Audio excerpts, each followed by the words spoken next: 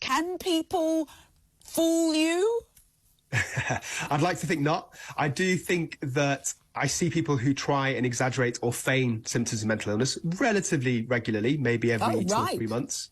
Yep. And I have to say, Tricia, it's actually very easy to spot them, and I'll explain why. Firstly, because in Yasmin's case, she became psychotic very quickly, but that's exceptionally rare. Right. The vast majority of the time, 95% of the time, that it's a slow build-up over many months and years. So if somebody who I'm assessing for a criminal trial tells me that they're hearing voices, for example, I look back at all of the evidence. So I look at their medical notes, I look at the witness statements for people that were around, possibly of the victim, the police transcripts when they were interviewed. So they're telling me that they're, psychotic, that they've got these symptoms, but they're appearing normal in all the other objective evidence, then I'm slightly suspicious.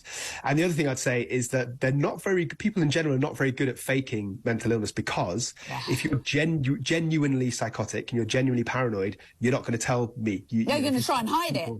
Absolutely. If you think people are watching you, are out to hurt you, you'd probably think the same of me if you met me for the first time. So I found in my experience that the ones who are truly mentally ill, they're very guarded, they're very evasive, and it's quite hard to elicit those symptoms. Whereas the ones who have an agenda, the ones who are faking it, they try right from the beginning to convince me a bit too hard.